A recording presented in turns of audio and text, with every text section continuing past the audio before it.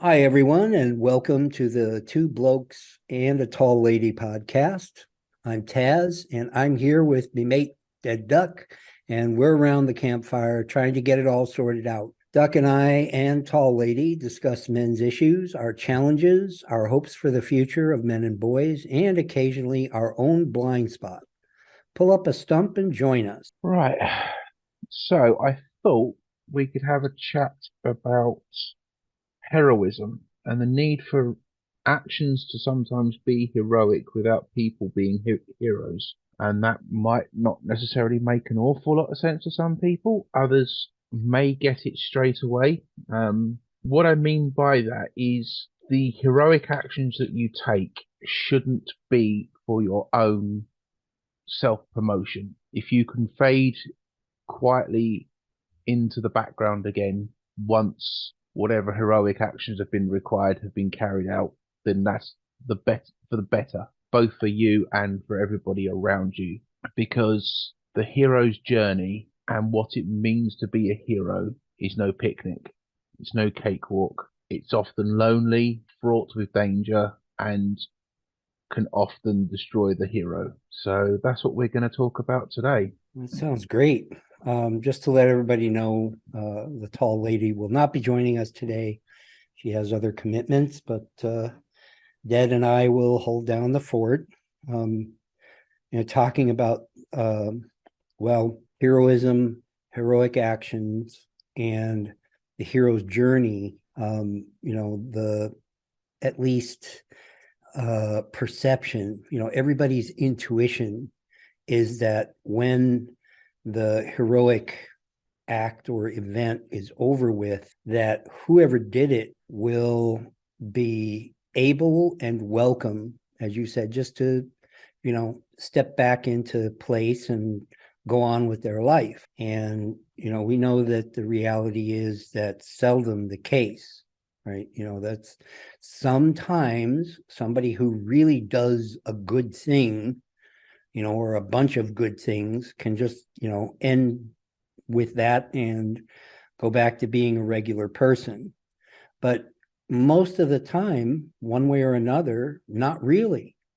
Most of the time, there's a knock-on effect on that person's own life, and I know that, like, uh, to take the counter example, women who have done really remarkable and noteworthy good things, they don't always end up happy, right?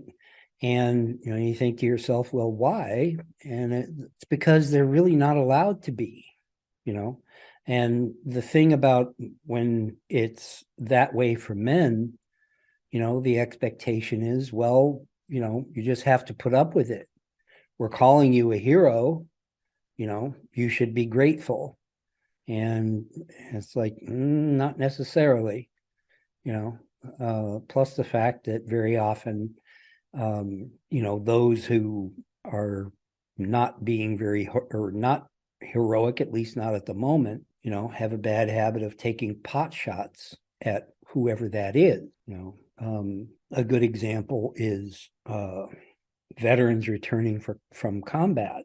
It's almost like they scramble to become anonymous just because of the fact that not being anonymous and being a veteran, is sort of paints a target on their chest. And so they just want to, you know, blend in.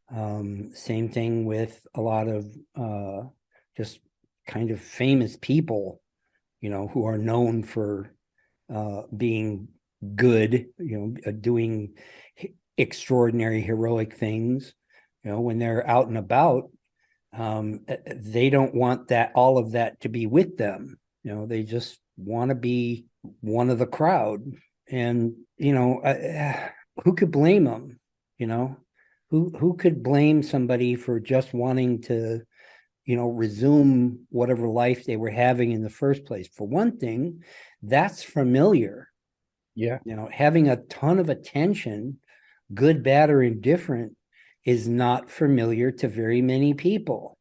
And the people that it is familiar to, it has an impact on them. A lot of times it kind of warps their perception. I remember the first responders after 9/11, really, a lot of them really struggled with just getting on with their life. Because, in all reality, the event in which they were being heroic basically just lasted a few days, and it was something, that they had already been prepared and trained and experienced with handling, maybe not on that scale, but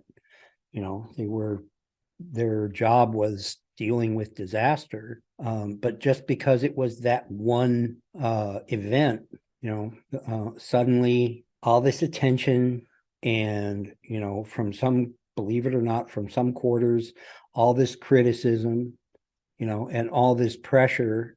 And even as first responders, it was just, that hadn't been part of their life until that moment, and I understand that a lot of them ended up, severely traumatized by the event and its after effect, plus the fact that, they had nowhere to turn to process it effectively and get back to their life. It's like, it doesn't matter what reason it is.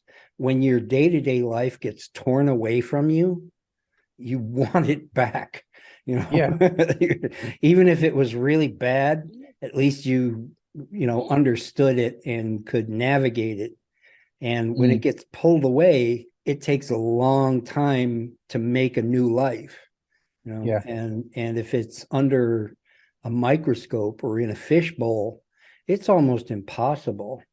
I mean, every day that I'm, like getting better and making progress and this, that, and other thing, I recognize that I had to build a whole new life for myself that almost doesn't resemble my old life at all, in any way. And I mean, not just my, things like job and where I live and who I hang out with and all that, but what goes on inside me is all different.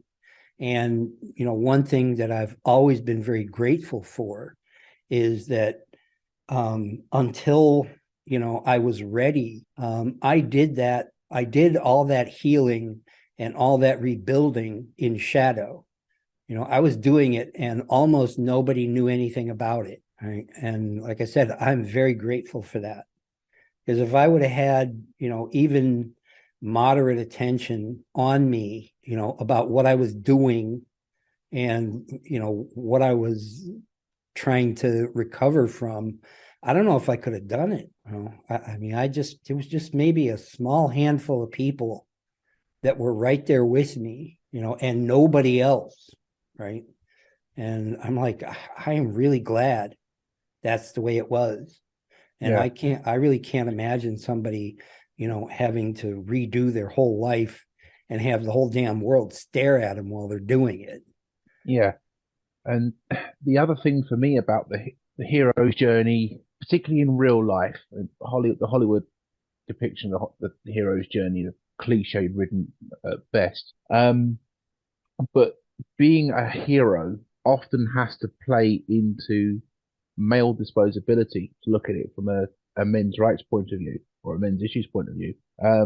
The number of boys and men that have had to sacrifice their physical body, their bodies, if not their own lives, in order to do whatever needed to be done in the moment. This is part of the reason I don't like the hero's journey, and I don't like proclaiming people to be heroes. Their actions in of themselves were heroic, but we need to separate people from actions, both good and bad.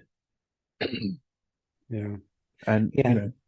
It's true. And, I hate to keep going back to this, but that, I don't know how you'd say it, kind of, common shortcoming is, it has to do with gratitude and forgiveness, the just general population's inability to be grateful for the actions that are heroic and to be forgiving of those that are not. Before we started recording, you and I were talking about anti-male TikTok and anti-male Twitter and anti-male social media noise. And it's when I am honest and when I am when I am trying to be humble, grateful, and wise, I look at any of those things and I have this perception of where it comes from. Mm. And to be honest with you, it's terrifying to look at. Yeah. When I recognize that, the kill all men hashtag and all the social media around it did not arise in a vacuum. Mm. That it came from a place of ingratitude and lack of forgiveness, right? Just for ordinary men, because Mm. that is who it is aimed at, right? Mm. It's not aimed at tall, handsome, wealthy, successful, famous guys, because No. apparently they're not open to scrutiny. And by the way, some of those guys are not all bad. Yeah. Some of them are kind of reasonably good people. Mm. But again, they are not the subject at hand. It's Mm. us, Yeah. and like I say, when I'm honest with myself, I have to admit that while I didn't, spew a lot of bile and poison at everybody, I was ungrateful, right? And I was very unforgiving, and I was very unwise, and I was very arrogant. Now, because of the fact that, it was made clear to me by circumstance that I could keep doing that, but not for very much longer, then I said, well, maybe I can just stop doing that. Maybe I can become grateful. Maybe, I can pursue humility. Maybe I can even forgive, and people that know me, right, they understand clearly that I have a lot to forgive, like a lot. And like I said, I think maybe I wouldn't have, if I wasn't under threat of death, is either forgive or die. Well, then it's not that hard. Um, but like I said, that kind of thing is not transferable. I can't give that kind of motivation to another person, right? They either have it or they don't, and if I tell someone that they would be happier if they forgave, they would be happier if they were more humble, that they would be happier if they were more, I mean, I could say that stuff all day long because I want to tell you, people told me that all day long, it's just, I didn't listen, you know, um, but at the same time, going through that process that way, right, is not something that large groups of people, can afford to do, right? I mean, that's just not on the menu. Uh, the social structure would fall apart immediately. So, it's like I always say, there has to be kind of a door number three, the treatment of and regard for someone who's done something heroic and extraordinary. It's got to be tempered with, like I say, recognition that they're still just a person, that their stature is increased, but their feet are still of clay, right? And that they might need support, that they might be more vulnerable after having done something heroic than they were before they did it. I mean, one thing about being I guess unremarkable, even mediocre, is you can keep doing it for a long time. I know people who've been mediocre their whole life, and they seem fine. They seem fine, But to do, thrown into a situation where they do something that everybody cheers them for, and then just going back to just being a regular Joe or Jane, like I said, that kind of takes everybody's cooperation, Yeah. and right now we don't give that. We don't cooperate that way. Once somebody is recognized as a hero, we really don't want to let go of that. No, You know? it's I've asked this question before on social media when people are talking about, somebody in a video being a hero. And I've said to them, are you willing to sign the check that is going to result in is going to come from the cost that has to be paid for having a hero? Right. It's the hero has already paid a price, and it's a price that can never be.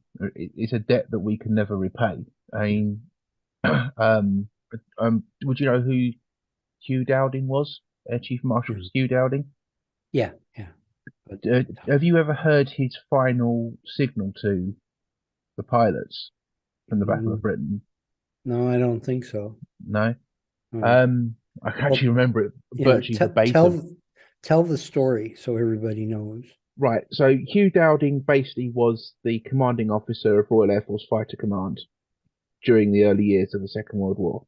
He was in charge during the Battle of Britain, which Britain ultimately won. He developed what is now known in Western militaries as an IADS, which is the Integrated Air Defense System, and it was based on what he did. So he had radar as primary means of detection. You then had the command and control system operating on essentially an analog internet, and what have you. Unfortunately, he didn't play the political game very well, and he was relieved of his duties in the immediate aftermath of the Battle of Britain. Just before he left his post, he sent one final signal to his pilots, which was along the lines of, "My dear fighter boys, in sending you this, my last signal, I wish I could convey all that's in my heart.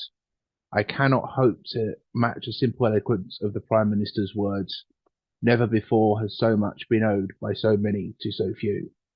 The debt remains and will increase." And I'm a bit choked up thinking about that because that's my history. I'm from Battle of Britain country. I've still got family in the area in Kent and London. Yeah. I've excuse me.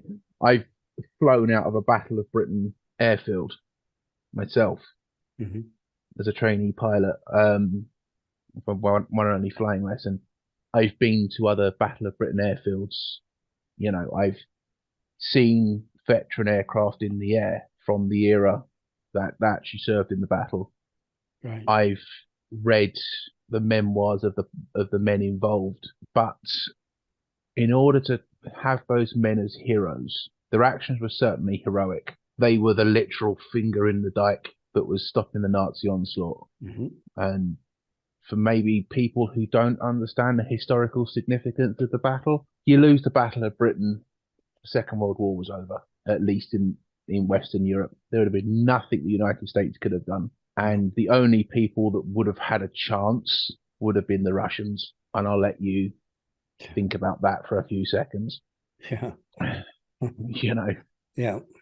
Yeah. I mean, the idea of this being a debt, to individually this man and, these men, at that time, it was all men. It has to do with, their heroism preventing something that would have happened had they not done it. Yeah. And that, for one thing, it's harder to see a debt owed for something prevented than a debt owed for something done. Now, obviously, especially the family members, of those that died in battle, in the Battle of Britain, they would come back and say, my husband, father, brother, died in order to stop the Nazi onslaught. It really doesn't it's not that complicated when you look at it that way. But for people who, like over here, people in America are certainly aware of the Battle of Britain and, what things would have been like for us had it been lost, right? But again, until it's understood, that a lot of things happened after, the Battle of Britain and after the Second World War in general, that were a lot of people were very unhappy about things that happened after that, but the debt is owed in that, it would have gone from bad to unlivable, had those people not sacrificed their lives, right? And, had not sacrificed their blood and sweat, even if they survived, and pain and, bad memories, et cetera, et cetera. And it's a debt, yeah, it's a common debt, it's a shared debt, but it's a debt. And it's not the kind of debt that gets repaid in any real way. No. But it can be assuaged and made right with, like I said, with humility and gratitude, Yeah. and forgiveness, right? Yeah.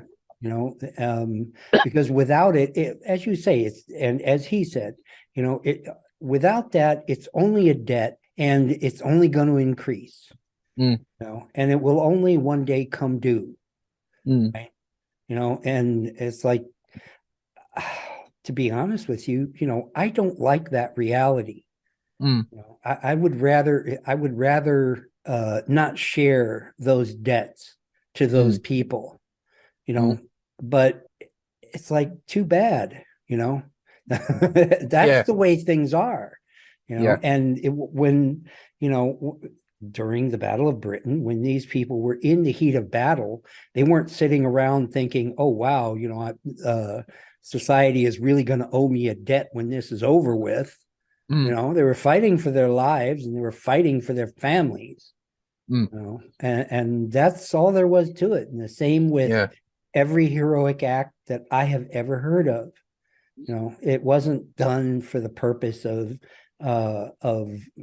generating a debt, owed to them. It was being done because it was seen as something that had to be done. And it's like the debt end of it, we do that to ourselves. We enact that debt and we increase it every time we're not grateful, every time we're not honest, every time we don't forgive, every time we're arrogant, every time we think we know what the hell's going on, then that's just, theft from these people that fought and suffered and died to make sure that, that we wouldn't have to be that way, that we would have a choice to be, like I say, to be humble and wise and forgiving and kind. Remember, absent those actions, right? Okay, then we would have been overrun by people that don't believe in forgiveness. They don't believe in wisdom. They don't believe in kindness, and they don't believe in humility, right? You know what they believe in? They believe in power. They believe in having it and not letting you have it. And like I said, that's the kind of bill that comes due. It shows up just like the check at the dinner table, right? There it is. Yep. Yeah, I know. There was a story of one of the pilots. He'd done a very basic memoir, I fought in the Battle of Britain sort of effort.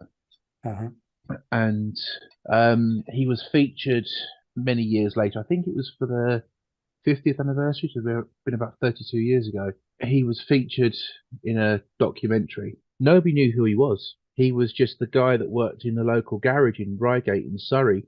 And so he was featured on this documentary, And he said, in some regards, that was the worst thing he ever did, because from that moment onwards, everybody knew who he was. Everybody knew what he'd done, what he'd been through, the things he'd seen, heard, and what have you. Right. And it destroyed him emotionally in the first few hours Yep. the day after the documentary had been shown, because people were coming in, simple acts of base level gratitude, saying thank you, shaking his hand, etc. Women coming up to him and hugging him and giving him a kiss on the cheek or whatever. Yeah.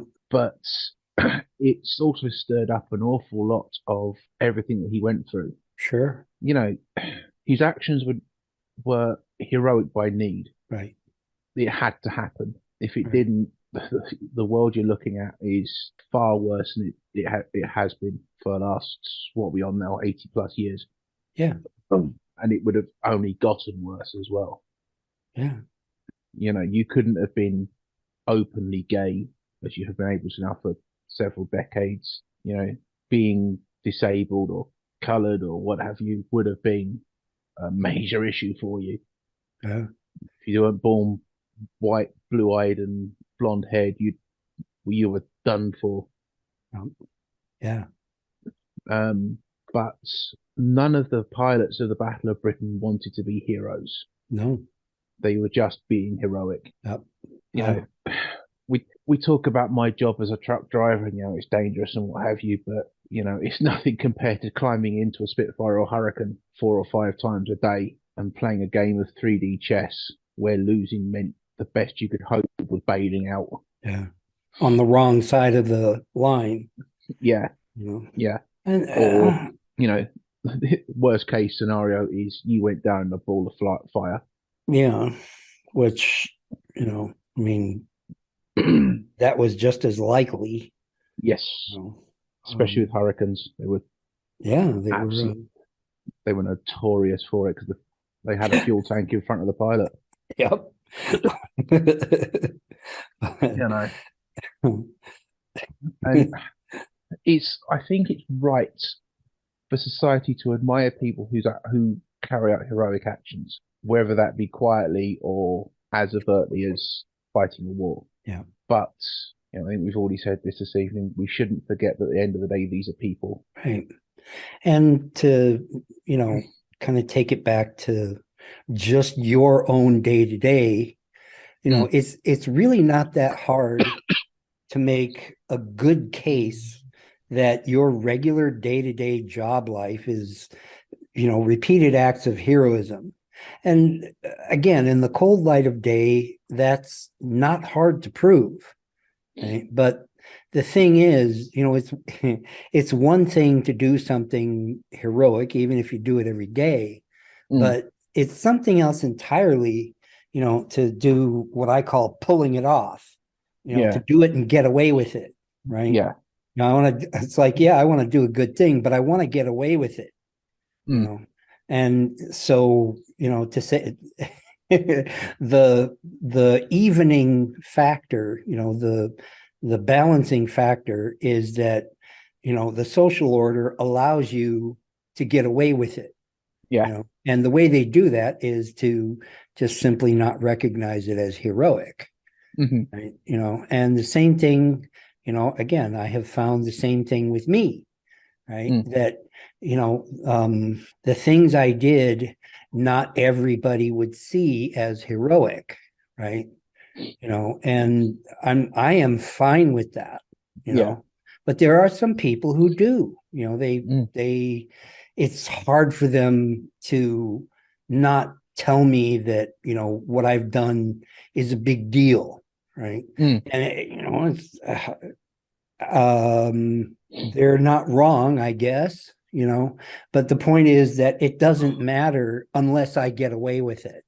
It doesn't matter because, especially since, most of the benefit has been to me, right? That, getting away with it means that basically, people treat me normal. And, then that's the mark of winning that game, is that now people treat me normal. But at the same time, even some of the people that helped me, right? They're just so happy that it worked, right? That they kind of like lavish me with praise. And, I'm the one who has to remind them that, yeah, I did all that, but don't forget, I also got away with it. Yeah. Like, what do you mean? Well, now people don't say stuff about me. They leave me alone. Yeah. Yeah. I'm obviously you're going to know who Sterling Moss was. I No. would assume Mm-mm. 1950s racing driver in the UK. Rings a little bell, but go Rings a ahead. little bell. Yeah, tell the Right. story. He was, I suppose, the Michael Schumacher, Lewis Hamilton of his day. He Okay. was the man Hmm. in motorsport during the 1950s. Won in everything he ever drove. Hmm. Only thing he never won was Formula One World Championship. He was, he was the beat. Easter Sunday, I think it was 1962. He had a colossal accident. It should have killed him by rights. If you see the pictures of the car bent like a banana from where he's impacted an earth bank and his head, there's blood everywhere. Yeah. His steering wheel has got a massive head-shaped dent in it. Mhm. And this was back in the day where there was no seat belts, no proper crash helmets, no fire protection, none of that. Yeah. This was the killer years of motorsport. People have told him how lucky he was to survive his accident. And he, in an interview, said, I would have been far luckier if I hadn't had the accident. Pretty And much. I get the impression from you that that's kind of the way you look at the addiction problems that you've had through your life. Yeah. Yeah. The trauma and the addiction. And again, Yeah, in fairness to everyone else, my own opinion is, yeah, it would have been better if I hadn't gone better for me if I yeah, hadn't gone through all that. But, even at the same time, and, this doesn't really apply to Sterling, but for me, the one thing I can't say, right, with any certainty is what kind of person I would have been had those things not happened to me and had I not had to do all these things to get through them and heal. yeah. That's I think I, it's like everybody. I tell people, if these things hadn't happened to me, especially, starting from the age of 5, I might have been an insufferable jerk, but thankfully we'll never know. Yeah, yeah. That I mean, people ask me about would I change the things that I've been through in life, and no, I wouldn't because it's given me certain senses of perspective on things. And yes, there have been things that I have lived through that I wouldn't wish on my worst enemy, but they've happened. I can't do anything about them. So the best thing I can do is get on with it and not sit here, bitch, piss, moan, whine, and complain. Right. Doesn't make me. There are people that I'm sure will say to you, "Well, you're a bit of a hero because you've come through this, and I'm going through it, so I look Yeah. up to you." Yeah. Look at the action, not the person. Right. I Right. think that's the best piece of advice. The actions themselves have to be heroic sometimes, but Right. people don't have to. I'm not a hero if I put my 44-ton articulated lorry behind a broken car on the motorway. Right. The act of doing that might protect the person and stop them from being killed or what have you. So the actions you could argue are heroic. Right. I'm not a hero. Right. I And don't get me right. wrong. I've got the character flaws to be a typical Hollywood hero. And maybe we can discuss that. Not necessarily my own character flaws, but the way the hero is portrayed in Hollywood, Yeah.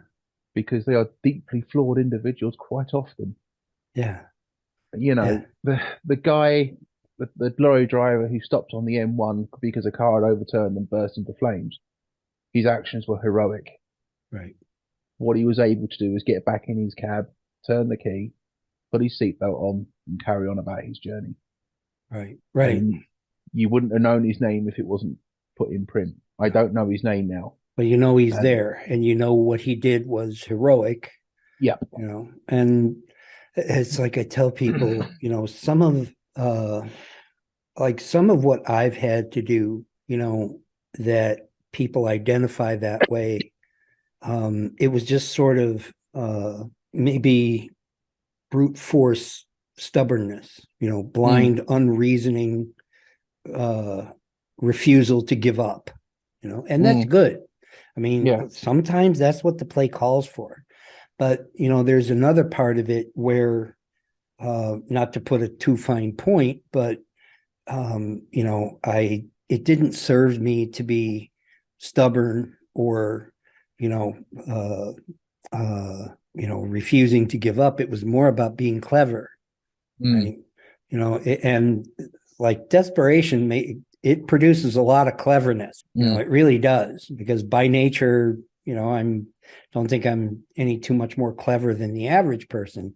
But when push comes to shove and you know that the chips are really down, mm, like I say, you start thinking hard, you mm, know, and it's like the perception of the hero, it doesn't very often include that, right?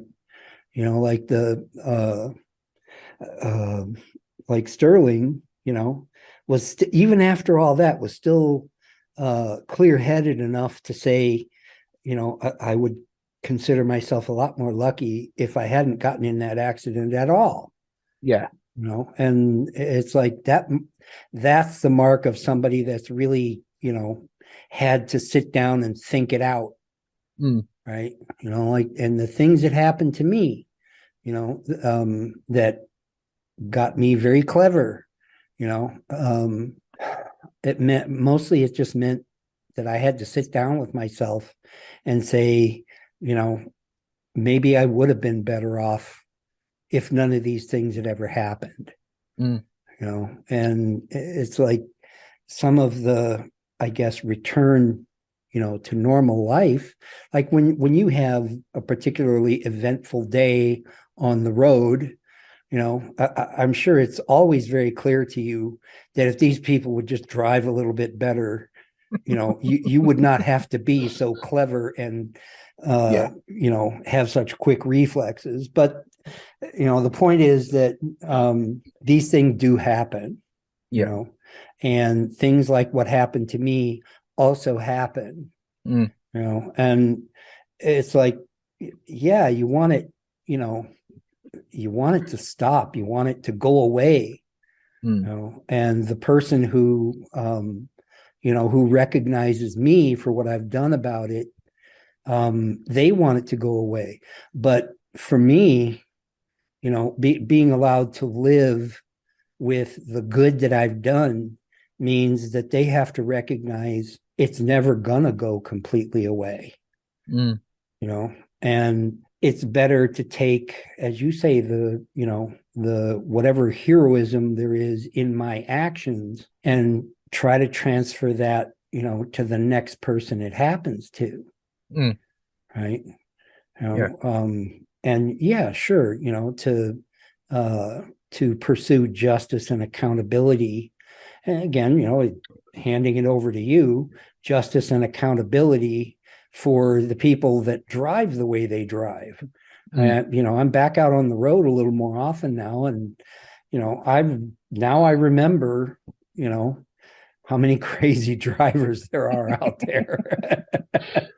some, And I would like them to be better drivers, but I understand that, especially now, especially over here on this side of the pond, it's going to be a little while before, and probably some more, bent fenders and bloody foreheads before people remember, oh yeah, I'm driving a motor vehicle mm, and I could kill myself or somebody else if I don't pay some attention.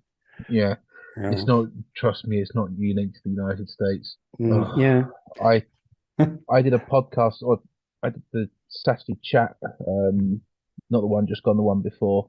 We were talking about dangerous jobs, and we were talking about my experiences on the road. Yeah. And the question was asked, "What's the most dangerous situation you've been in?" Mhm. And I can think of two straight off the top of my head. One nearly put the vehicle on its side, which wouldn't have ended up well because it was likely going over on my side. And the second one was me nearly going through the windscreen under heavy braking. I'll go through them quickly. The one where I nearly ended up on my side, a lady in what you call an SUV in America decided she wanted to go into the service station we were almost passing. Yeah. So it was a very, very late move by her. I had to brake hard and the vehicle was empty. It wasn't carrying any freight, but it had what we call a Moffat or a vehicle mounted forklift on the Okay. back, Yeah. which weighed about 2 tons. Hmm. So it's a 2-ton pendulum on the back end of the vehicle sticking Hmm. out beyond the rear axle. Mm. So when I've put my foot through the brake pedal trying to stop myself from hitting her, the whole truck, all the weight has obviously gone forwards. Yeah. A basic physics lesson here. And so you've got no weight on the arse end, and the arse end has started coming round. Oh boy. So you feel it, you're watching this. I'm looking down at the steering wheel, just watching the steering wheel moving of its own accord, Oh boy. where the truck's trying to go. Oh. And it was a case of if I didn't lift my foot off the brake pedal, I was going to go over. Wow. And if I was lucky, I would have landed on my side just on the road surface. But knowing my luck, I would have landed on the central barrier. Central Bear. Yeah. Yeah. So Yeah. I followed her through the services, and if I had been able to get the lorry to where she was, Yeah. I might have ended up in jail for assault Yeah. because Yeah. that was a scare and a half. The other one was a couple of years back now, driving for the company I'm with now in an Arctic. I was coming down the M1 motorway. Now the M1 basically runs from the Scottish borders all the way down to London, down the Okay. eastern side of the country. Hmm. I joined at Leeds, which is about 2/3 of the way up. I was fully freighted, 44 tons metric, and I had a car just starting to drift over from my left-hand side. So he's only, unfortunately, only like 5, 6 feet in front of me. There's no Hmm. room at all. And I've flicked my main beam lights on, or high beam lights, and I've Hmm. also hit the horn, basically Yeah. to warn them that, you're encroaching on my space here. Right. Move out the way. He didn't do that. He braked. Oh. So can't tell you even now whether I got on the brakes first or whether the truck did it for me. Yeah. But all I knew was even though I had a seatbelt on, I was heading for the windscreen. Right. It was vicious. It really was the heaviest bout of braking I've ever gone through in a truck. And I had to come off the road for about half an hour just to stop shaking. Hmm. A mix of absolute sheer terror and a major adrenaline rush. Right. And that's Right. if you ever get that scared, you will receive a massive adrenaline rush. It's a reaction Yeah. from your body. Yeah. If you can, my hand is absolutely quivering Hmm. at that point, and it's like I can't drive. Right. Got to I've pull got over. I've got to stop. Yeah. Luckily, with a set of services down the road, stopped the truck, got out. The load hadn't moved, thank God. Mm. So I was able to carry on, rang my boss and said, look, I'm not getting back tonight. I've had this happen. I'm shaking like a frigging leaf. I said, load's fine, checked it all over, everything's okay. Yeah. And he said, right, okay, just get back on the road when you feel comfortable. Right. And Right. there was nothing heroic in any of that, to be quite honest with you. It's just experiences that I've had on the roads with idiot drivers Yeah. who just don't think. They, and they've got this bizarre idea in their heads that no matter what, the car will protect them. Yeah. The car is not going to protect you if I decide to play Skittles with you Right. and I'm at 44 tons. Right. Right. I mean, I'm shunting you down the road. yeah. It's If I simple land, math. if I flip over and land on top of you, you're not coming out of that uninjured. No. No. You're going to get hurt unless Right. you're unbelievably lucky and you Yeah. manage to hide in the footwell or something. Yeah. or get popped out the side window, Yeah, at just the right moment. yeah, exactly, exactly. And it's something unfortunately people don't think about when they look at big trucks. They see the machine, not the person driving it, quite Right, often, right. and they don't want to be stuck behind this big, heavy, slow-moving, dirty, smelly beast of a machine. Mhm. I've actually had conversations with one of our cohorts, Blue, and he said he would much rather be in front of one of us than behind. And I said, "Are you a complete idiot or what?" He said, "What do you mean?" He said, "It takes me 2 football pitches in the dry. By Mhm. football, I mean soccer. Right, Soccer pitches to stop in the dry in an emergency when I'm fully loaded. right. Do you want to take that kind of chance?" Yeah. Yeah, the thing is, and as a, you know, passenger vehicle driver, as long as everything's going okay, I also would rather be in front of the 18 wheeler rather than behind it. But the point is that things don't always go okay, No. and then, the situation you're describing, I will have an opportunity to regret being in front of that vehicle for a short time, Yeah. after which all of my problems will be over forever. you know Yes. Yes.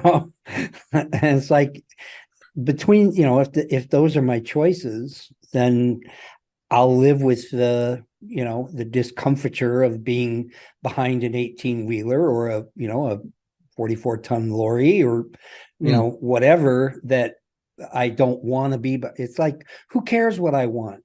Yeah. It's like that's not part of the equation.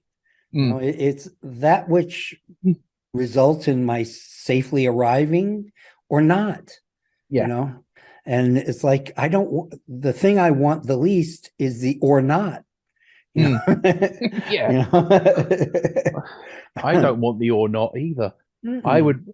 I don't want that on my conscience. Thank you. Right. I, I Um really don't. and Do you want? there's so many, again, so many experiences that, forgive me, but mostly men have, Mm. that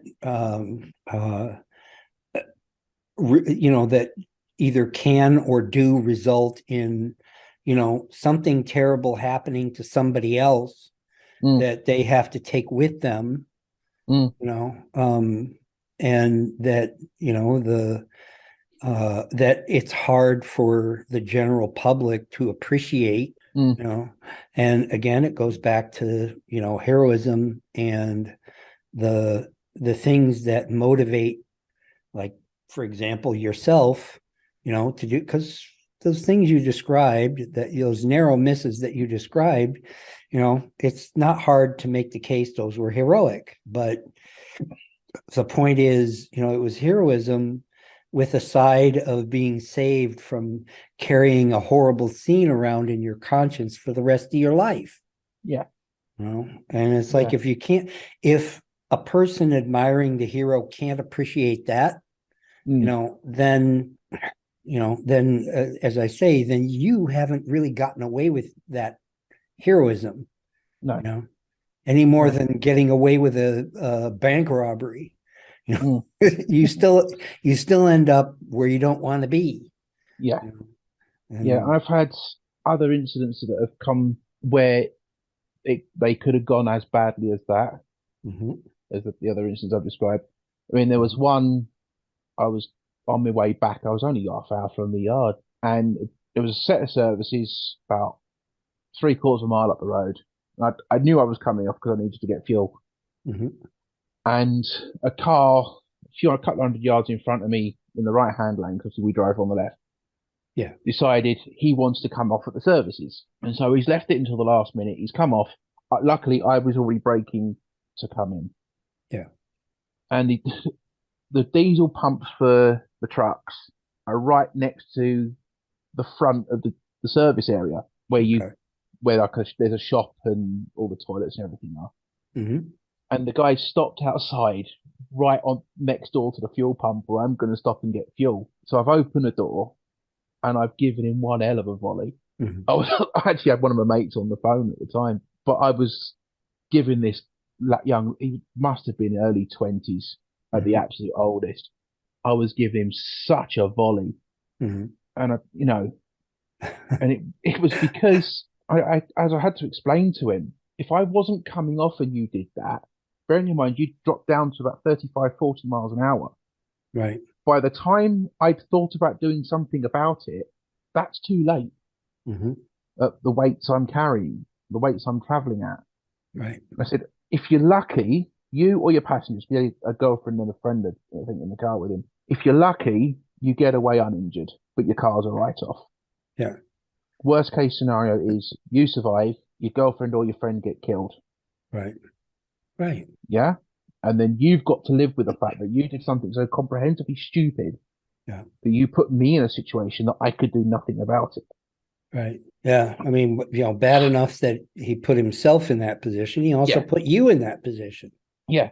You know? And that the act of saying to somebody in my profession, Mhm. you could say the act of educating somebody as to what they done, why you're so angry with what they've just done. You could describe that as much of a heroic act as avoiding the accident.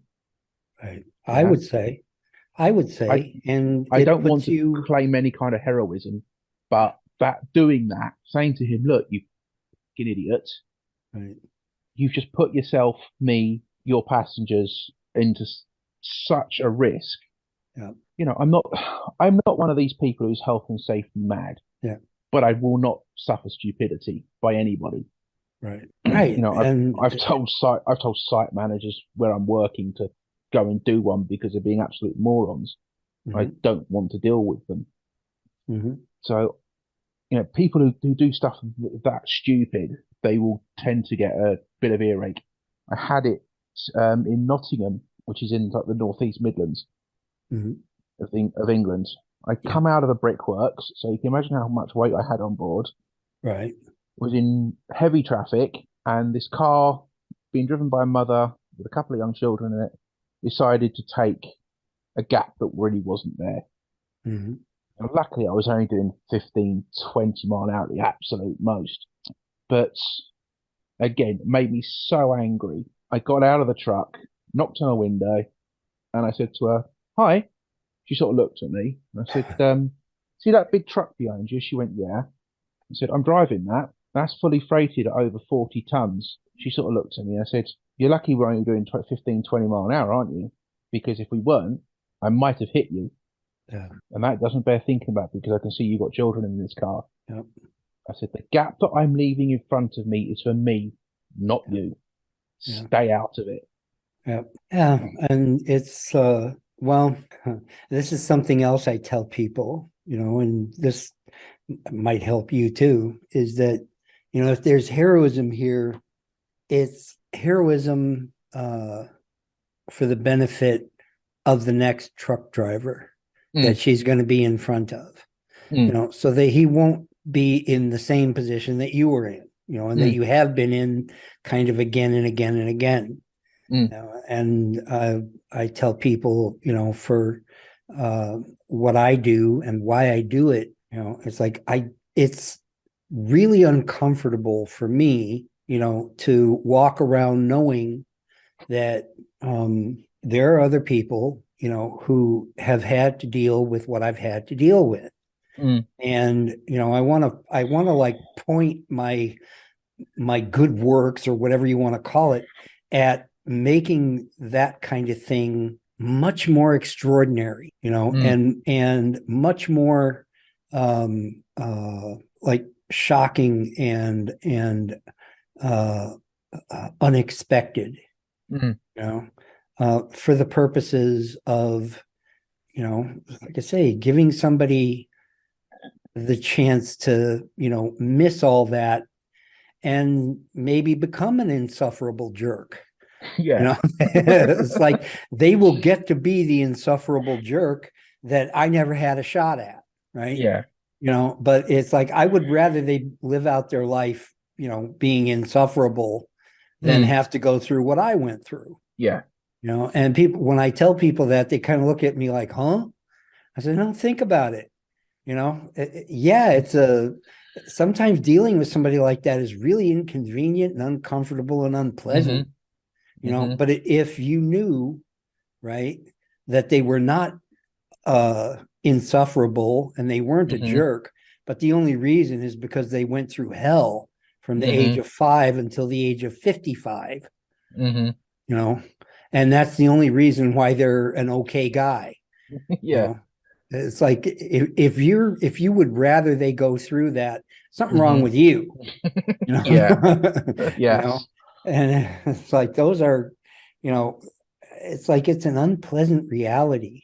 Even Mm. you and me sitting here having this conversation, even if we weren't gonna, put it out there, just you and I having this conversation is an unfortunate reality. Yes. But you and we've made peace with the fact that this is reality. Yes. That the kind of perspectives that we're trying to put out there and that we're trying to get attention on. The reason we're doing that is because right now it doesn't get very much attention. Yeah. And more importantly, we understand why it doesn't get that much attention, because it's Yeah. hard, and it's no fun, right? Mm. And it's not like, spending the day at the spa, No. right?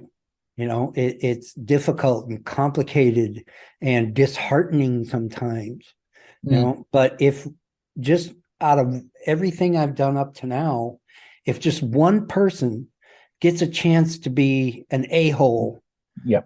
because they never had to go through hell, well, they'll be an a-hole, and they'll probably have to be dealt with one way or another, but I'd a hell of a lot rather that than they be dead, Yes. you know Exactly.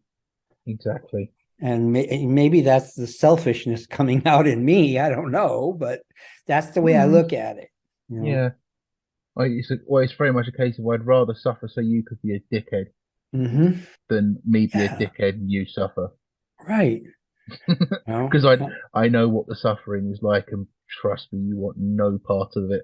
Yeah, it's I've had this conversation even with people who are professionals. I would say, this, it's like having these things happen changes you, Mm. and everybody kind of accepts that. They Yeah. it's like, yeah, well, of course it does, but I this was one of my therapists. I said, getting better changes me too.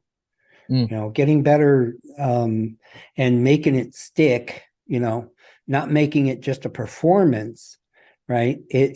I'm different now, and I have had to lose some things that I used to care about, Mm. right? And, and not only that, but I have to be okay with it, and it's like some of those things, well, they didn't make me popular. I'll put it like that.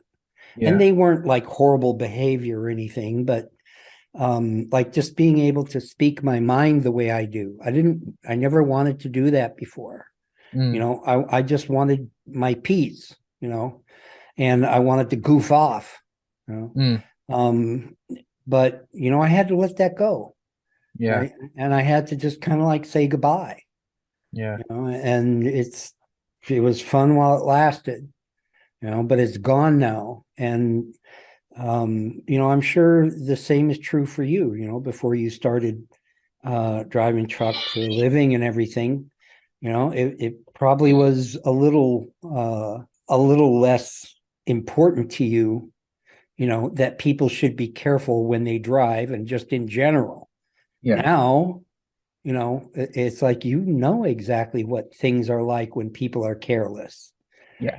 It changes you, and Uh, going back to heroism, heroic act, and a hero's journey, there is nobody who's ever been heroic that's unscarred, no. one way or another. And Mm. that's the nature of heroism, Mm. and to fail to recognize that, and especially for a fellow hero, to fail to recognize that is betrayal. Mm, I mean, that's the worst kind of bad act, right? yeah. To have to go through, something extraordinary and traumatic kind of for the greater good or whatever, and then to look at the next person that has to go through the same thing and, not be grateful. That's wrong. Mm, It's a crime, mm, a moral crime to do that. And yet, yeah. it's not like you don't learn that kind of thing in school, No. right? And except for good parents and good community, you don't learn it anywhere else either. No. But like I said, because people don't learn that, they, you know, they forget what their job is Mm, when it comes to dealing with somebody who's done a good thing. yeah. And like the common label for that is ungrateful. Mm, you know yeah. and people It's don't, it's like you don't want to call somebody ungrateful because it's an insult. But mm, the truth is, well, if you don't want to be called ungrateful, then be grateful. It's yeah. not that complicated. Yeah. I mean, it's the thing. And we'll move on to Hollywood very briefly in a minute as well, Mhm. because they want to talk about that. But it's far easier to hold a person aloft for carrying out a heroic action than it is to leave them be. Yeah. That's another thing. When obviously I'm into my aviation and stuff, and when you hear of an incident involving an aircraft, Mhm. particularly in commercial aviation, Mhm. and somehow they got away with it with a minimal loss of life. The pilots, the flight crew, and what have you, are always held aloft, very much so. You only have to look at Chesley Sullenberger and Mhm. Al Haynes and goodness knows who else. They're held aloft. It'd be far. That's the easiest way to treat them. Right. The harder thing to do is to actually turn around and say, "Well done, Yeah. excellent work," but Mm. back to it tomorrow sort of effort. Right. You know, Yeah. um, we obviously we in society we need good news stories, as it were. Mhm. We need Yeah. there's a desperate desire for something that looks positive Yeah. to attach yourself to. And I'm sure you've probably seen the film Sully. I don't know if Yeah. you have. Yeah.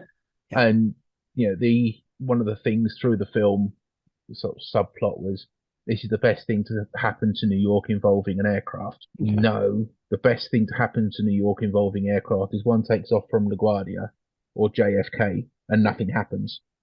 Yeah. You don't see it until it lands back after several other trips and returns Yeah. to the maintenance shed for, a hose down or what have you. That's the Yeah. best thing that happens to an aircraft, not one landing in Yeah. the Hudson River. Right. you know, With like minimal damage and loss of life.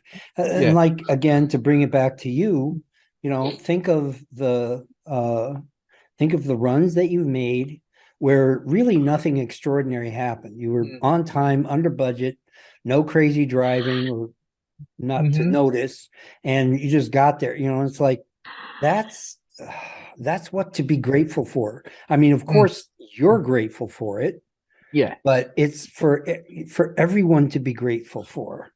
yeah.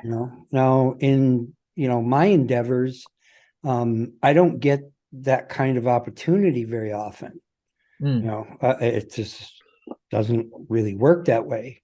But it's like I can look over at what you do, for example, or a airline pilot, whatever the case may be, and say they had an uneventful day, you Mm. know, and everything like kind of worked out as planned. Hmm. That's really, I'm really grateful for that. That's nice. Mm. That's that deserves a well done, every bit as much as not nosing first into the Hudson, Yeah, right? yeah. It's You like know, because your every day doesn't involve somebody encroaching dangerously on your kind of like, driving space. Mm. Sometimes they give you your berth, Yeah. that's, a person ought to spend time being happy about that, Yes. you know Yeah. but not just you, I mean, certainly your partner and the people that you work for, the people you work with, Mm. it's good to have a good day, Yeah. right? An uneventful day. Yeah, Uneventful day is a good day. It's that they're the ones you get to the end of the day, and you have your dinner and you climb into the bunk and you just close your eyes and sleep.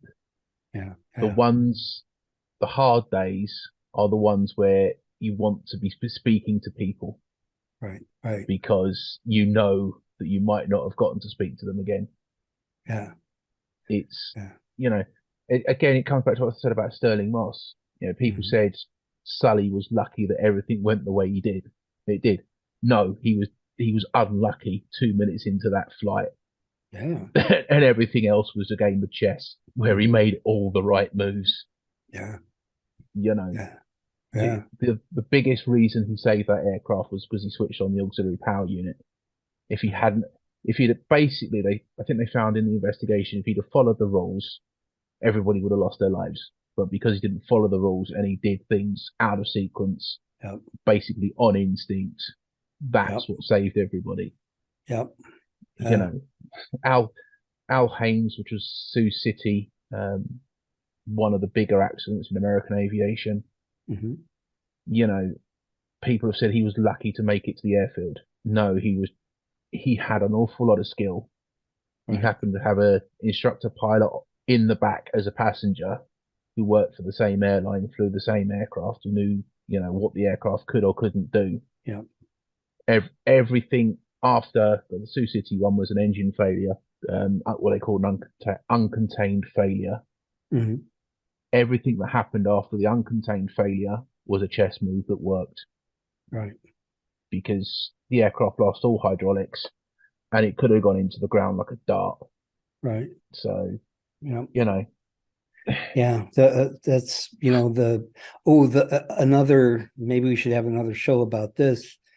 Just the element of luck, you know, uh, probability, serendipity, mm, good fortune yeah, in, again, Sully's situation, all of them, mm, Sterling's situation, your situation, you know, my situation.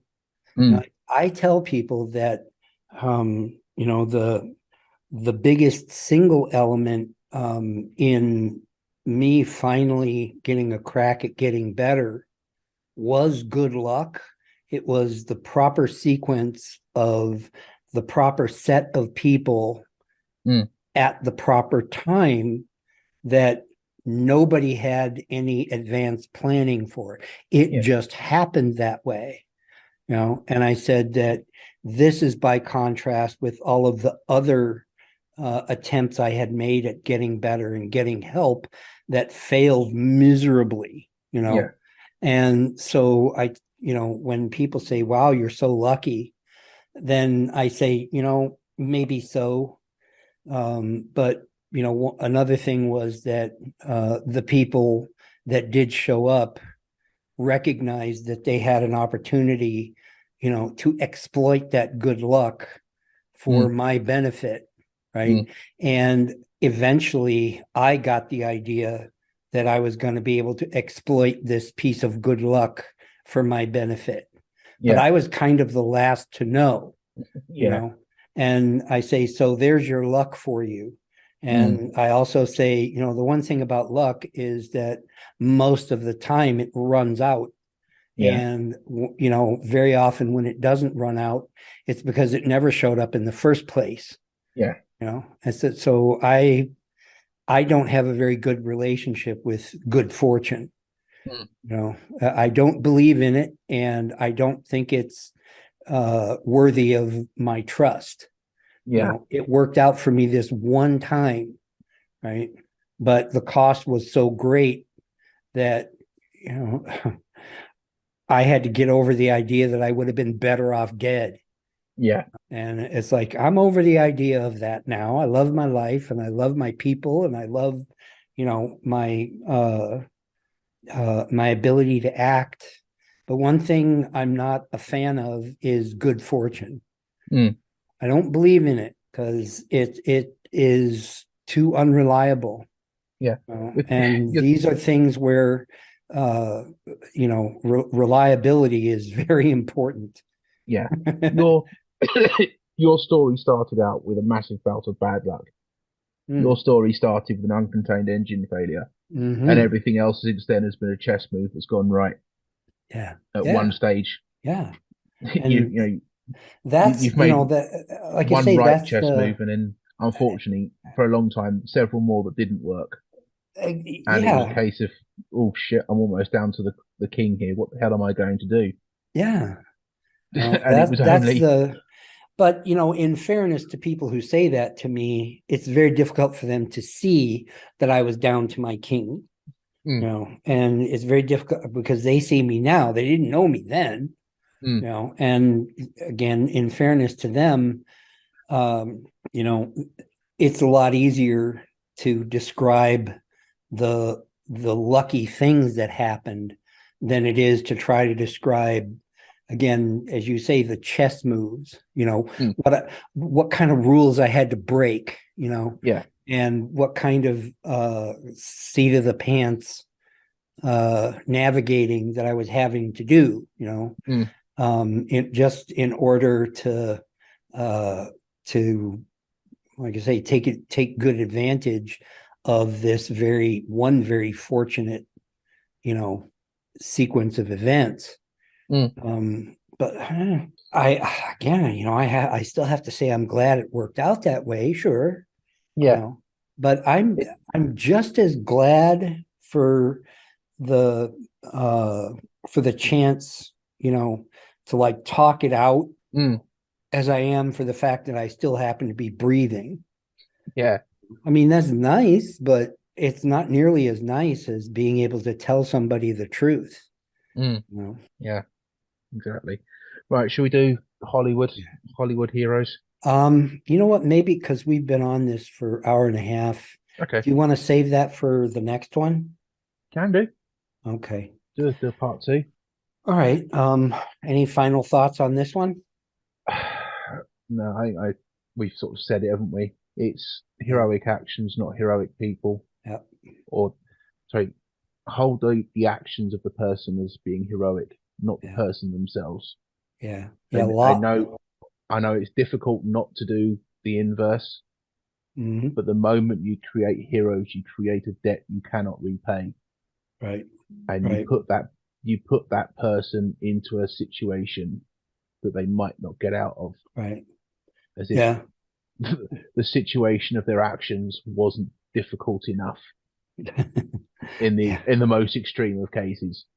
Yep. You know, the soldier that comes back from the battlefield with severe PTSD, but just so happens to have earned a Victoria Cross or Congressional Medal of Honor Yep. if they survive that action. Yep. For Yeah. for the love, don't hold them up as a hero. Yeah. Try to reintegrate them into society, make them feel safe, Yeah. because that's not lonely. That's not going to lead to suicide. Yep. Yeah. It's And, good and proper to lift up and applaud these actions, mhm, but it's even more important to, love and, have compassion and patience for the one who made those heroic actions because mhm. they're going to need it. Yeah. You know, yeah, I enjoy the luxury of being very well loved and Mm, being, very much appreciated and, the object of compassion. mm. But this makes one of me. You know, most people that do an heroic thing, they never get none of that, Yeah. right? I mean, if with me, it was just because of the circumstances. I Mm, mean, I didn't pull somebody out of a burning building or anything like that. mm, So I get to bathe in, other people's appreciation of my foibles and shortcomings every bit as much of my good points. Mm. But like I said, for most people that manage to do a good thing, it's not like that, and it Mm. should be. Yeah, definitely, definitely. All right. Well, thank you very much. No worries. It's been one of those chats, hasn't it? It got a bit. Yes. It's been one of those. Yep.